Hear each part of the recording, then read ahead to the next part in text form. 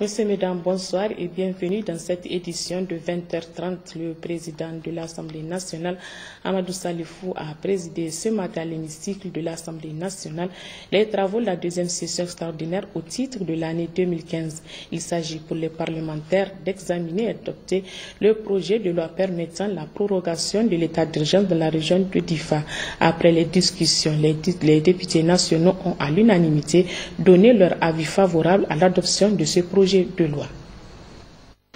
À présent, je soumets le projet de loi au vote de la plénière. Quels sont ceux qui sont pour l'adoption du projet de loi?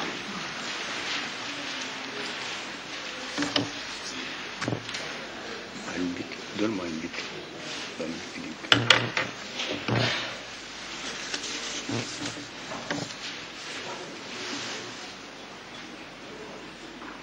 Donc, 83 pour.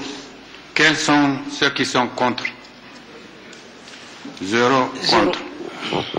Quels sont ceux qui s'abstiennent? 0. 0 abstention. Donc, mesdames et messieurs les députés, par le présent vote, nous venons d'adopter le texte en examen. Ainsi, la loi portant prorogation de l'état d'urgence dans la région de Difa est adoptée.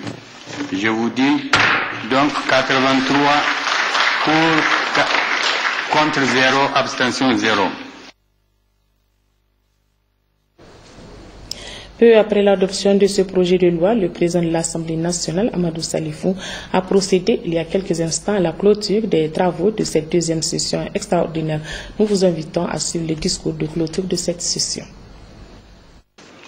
Excellences, Monsieur le Premier ministre, Mesdames et Messieurs les présidents des institutions de la République, honorables députés, chers collègues, Mesdames et Messieurs les membres du gouvernement, Mesdames et Messieurs les représentants des partis politiques et des organisations de la société civile, respectables chefs religieux, Mesdames et Messieurs, il y a juste quelques heures s'ouvrait cette session extraordinaire qui est la deuxième pour l'année 2015. Je constate avec plaisir, pour m'en féliciter, que les honorables députés que vous êtes avaient répondu favorablement à l'appel du devoir.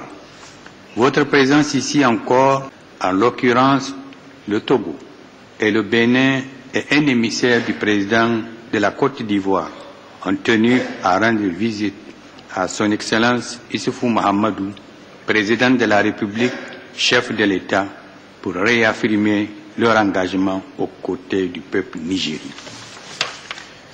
Puisse Allah le Tout-Puissant nous aider à nous débarrasser de cette secte maléfique de Boko Haram, aussi en vous souhaitant un agréable retour dans vos foyers respectifs et en espérant vous retrouver le 5 mars prochain à l'ouverture de la première session ordinaire de cette année 2015, je déclare close la deuxième session extraordinaire pour l'année 2015.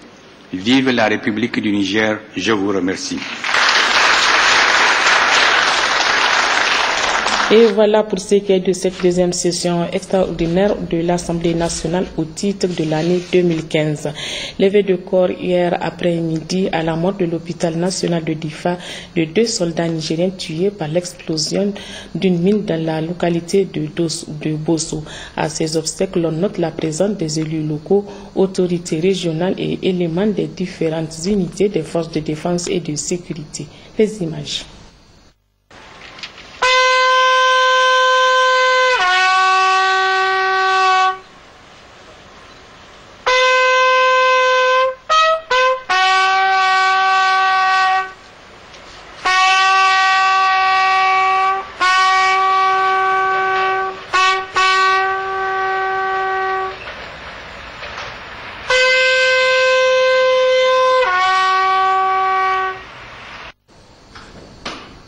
Paix aux âmes des disparus. Sous le haut patronage de la première dame, Aïssata Issifou, marraine de la lutte contre le VIH-Sida, le ministère de la Jeunesse et des Sports, en collaboration avec la coordination intersectorielle de lutte contre le Sida, organisé ce jour à l'Institut national de la Jeunesse et des Sports, une conférence sur les thématiques sport et VIH. Le compte rendu avec Sen Soumaïl Ibrahim et Bachir Rabou. Voulu par la première dame, marraine de la lutte contre les IST-VIH-Sida et dans la droite ligne de l'initiative Protège le Gol, cette campagne de sensibilisation lancée par l'ONU-Sida avec le sport comme plaidoyer à l'échelle mondiale, la coordination intersectorielle de lutte contre le Sida a jugé bon de concilier aussi sport et jeunesse. La thématique sport et VIH qui sera débattue dans quelques instants va permettre sûrement de renforcer les connaissances des leaders des jeunes que vous êtes et des encadreurs présents dans cette salle, d'induire l'adoption de comportements sécuritaires contre le VIH. Tel est notre souhait et donc le résultat attendu de cette conférence. Pour l'organisation des premières dames de laquelle est partie cette ingénieuse idée en marge de la Cannes 2013, la lutte contre la pandémie est aussi simple que le sens de cette métaphore. C'est une idée simple qui illustre l'importance de la protection à bien des égards. Au football, lorsqu'on a un bon gardien de but, on peut encaisser tout au plus 1 ou 2 buts, pour ne pas dire aucun. Mais combien de buts pourraient être marqués s'il n'y a pas de gardien dans les buts? Beaucoup, malheureusement. De la même manière, cette métaphore peut s'appliquer à la prévention du VIH. Nous savons tous que lorsqu'on ne se protège pas, le pourcentage qu'on contracte de virus du sida s'accroît inévitablement. Avec la protection, il reste bas, sinon inexistant. Dans la lutte contre le sida, il y a, comme vous le savez, le volet protection, mais aussi celui du dépistage et de la stigmatisation. Le dépistage est essentiel car il faut connaître son statut sérologique pour éventuellement se traiter, car le sida se traite de nos jours. Les porteurs du virus peuvent mener une vie presque normale s'ils connaissent leur statut en se traitant. D'où l'importance de la campagne Tester et traiter que nous avons lancée le 1er décembre lors de la commémoration de la Journée mondiale de lutte contre le sida à Tillabéri. Beaucoup de nos compatriotes hésitent à se faire dépister à cause de la stigmatisation. Nous devons tous nous mobiliser pour lutter contre cet aspect qui est un énorme frein dans la lutte contre la maladie. Mes chers frères et sœurs, ne nous laissons pas abattre par des idées préconçues.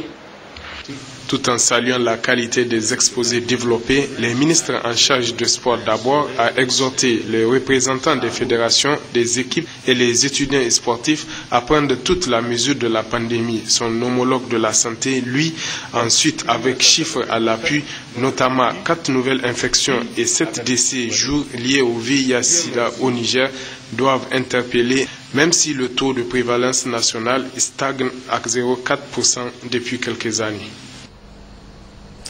L'ONUDC, l'Organisation des Nations Unies contre la drogue et les crimes, en collaboration avec l'État du Niger à travers la Haute Autorité de lutte contre la corruption et les infractions assimilées à l'SIA, le ministère de la Justice et bien d'autres partenaires organisent à Niamey une conférence régionale sur la lutte contre la corruption en Afrique de l'Ouest. L'ouverture de cette rencontre a été présidée par le ministre en charge de la Justice, Marou Amadou. Le compte rendu avec Parokoba et Mariama Dakou.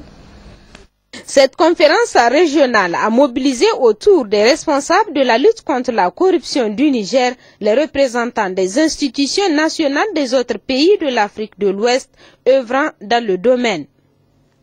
Pour les initiateurs, il est question de réfléchir et partager les expériences en vue de créer les conditions idoines de lutte contre la corruption, ce fléau qui gangrène le développement de nos pays. Il s'agit d'une conférence organisée par l'Office des Nations Unies contre la drogue et le crime qui nous a sollicité en partenariat pour donc réunir l'ensemble des responsables des structures gouvernementale anticorruption de l'Afrique de l'Ouest, accompagné des responsables des investigations de leur pays pour donc réfléchir sur les moyens à mettre en œuvre pour promouvoir la coopération internationale en ce qui concerne la conduite des enquêtes et en ce qui concerne le recouvrement des avoirs éventuellement, mais également dans le cadre de la possibilité d'échange de bonnes pratiques en termes de stratégie de lutte contre la corruption.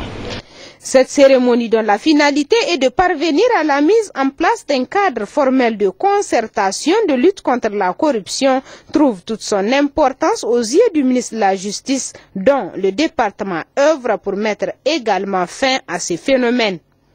Cette réunion est d'une importance capitale parce que, comme vous le savez, la corruption fait partie de ces délits et crimes transnationaux pour lesquels, s'il n'y a pas de coopération entre les autorités en charge de la lutte de la corruption et des infractions assimilées, les résultats peuvent être inefficaces.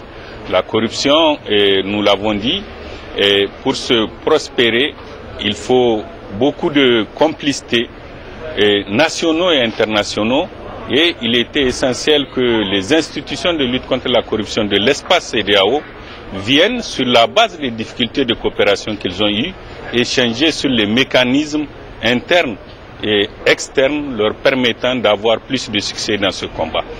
La formulation de propositions pour le renforcement de la coopération internationale entre les institutions de lutte contre la corruption dans le domaine des enquêtes anticorruption, la proposition de mécanismes de recouvrement des avoirs volés et l'élaboration d'un plan stratégique de lutte contre la corruption sont attendus à l'issue de cette conférence sous-régionale de Niamey.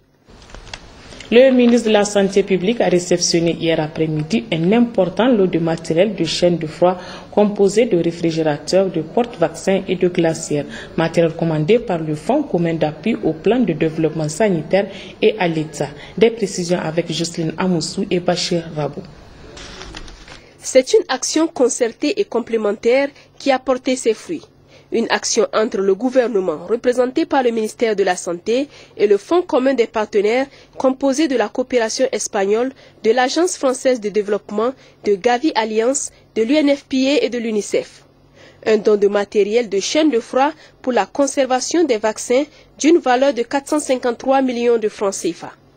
Ce don est composé de 85 réfrigérateurs Sibir, qui ont été achetés sur les fonds du ministère de la Santé, de 86 réfrigérateurs solaires sans batterie, un nouveau système qui s'appelle Solar Direct Drive, de 115 réfrigérateurs Vestfrost, de 375 porte-vaccins et 244 glacières. Ce don à l'amélioration des conditions de conservation des vaccins et à leur transport pour les vaccinations en stratégie avancée et en vaccination mobile, au niveau des centres de santé intégrés et au niveau des communautés. La coordonnatrice du Fonds commun d'appui au plan de développement sanitaire PDS et à l'État affirme également que cet appui s'explique entre autres par l'importante disparité dans la couverture vaccinale entre zones urbaines et zones rurales qui est de 66% en milieu urbain contre 48% en milieu rural. Un appui au gouvernement reconnu à sa juste valeur par le ministre de la Santé. Votre choix de doter nos structures de santé en matériel de chaîne de froid n'est pas fortuit, car les femmes et les enfants occupent une position stratégique dans les priorités du pays en matière de santé, à travers le plan de développement sanitaire et la politique du gouvernement, ainsi que dans le cadre des engagements internationaux auxquels notre pays a souscrit. Vos appuis effectifs aux efforts du gouvernement témoignent de votre sincère volonté d'accompagner les pays dans la concrétisation des engagements nationaux et internationaux pris dans le domaine de la santé en vue d'atteindre les objectifs à nous assignés. Dans le même élan, 500 millions de francs CFA sont déjà acquis pour la construction de magasins de stockage des vaccins.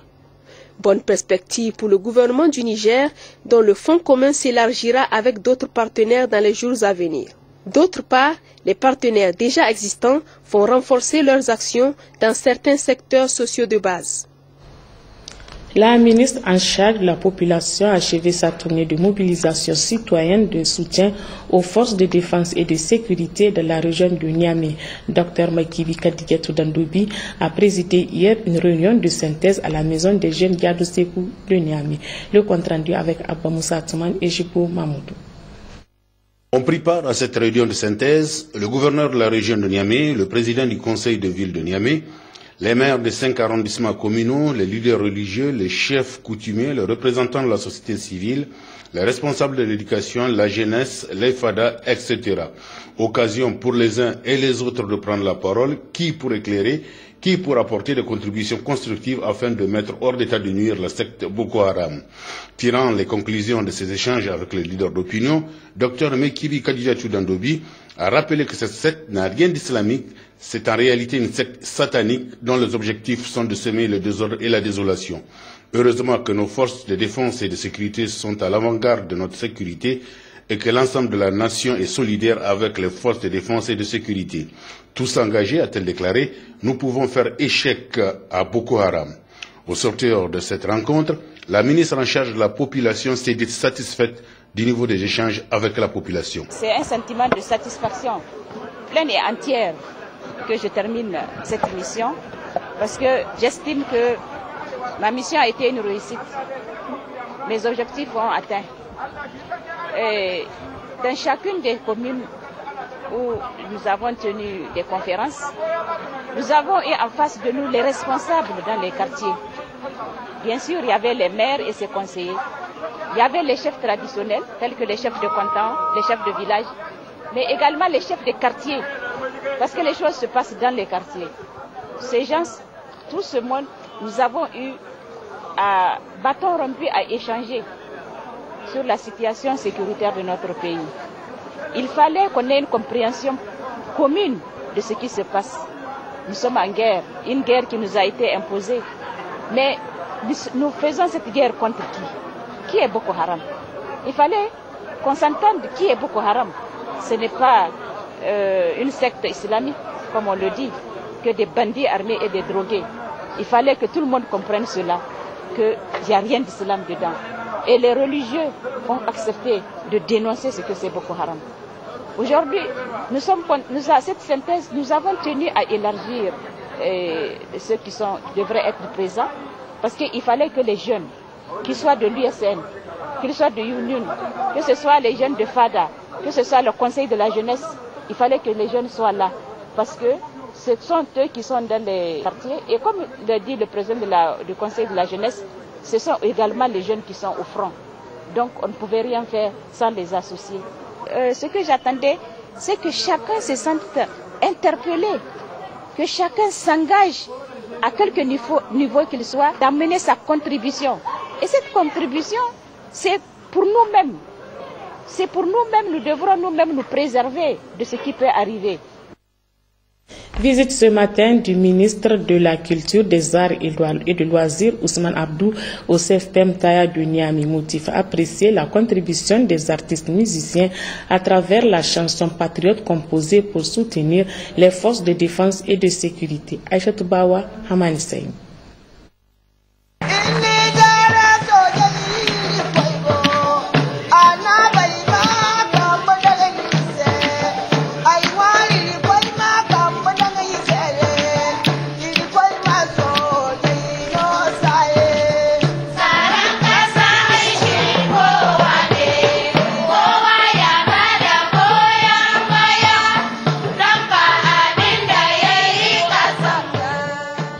La marche du soutien aux forces de défense et de sécurité du 17 février dernier, puis le téléthon organisé par les médias publics et privés toujours dans la même logique, c'est au tour des artistes musiciens de prendre le relais en dédiant une chanson patriote en hommage aux forces de défense et de sécurité.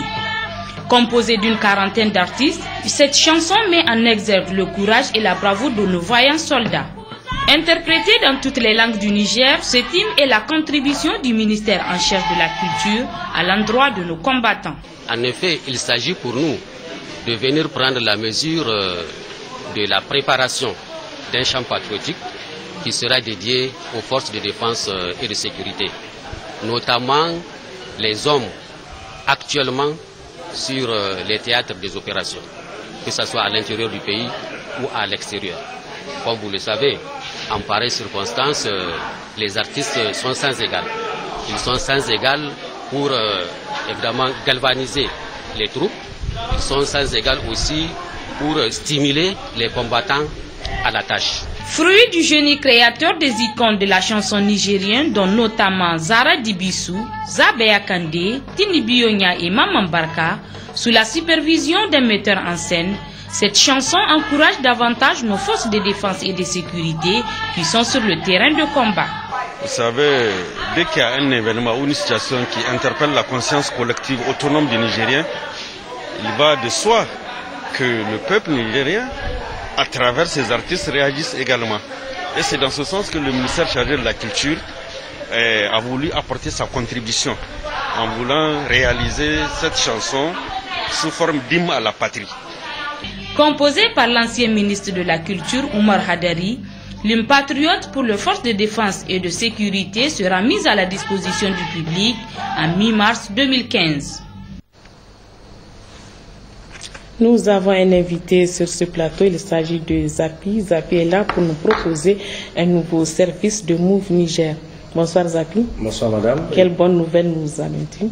Écoutez, merci d'abord de nous avoir apprécié ce très beau plateau de Télé Sahel. Nous remercions également tous les abonnés Move et leur dire tout simplement que Move est encore plus proche de ses abonnés avec Mokolo Mokolo. C'est un bonus 100% qui refait surface, qui revient, puisque la semaine passée nous avons lancé ce bonus et nous revenons juste pour dire que les abonnés ont droit à plus de bonus. C'est un bonus qui est valable à 100% sur tous les autres réseaux.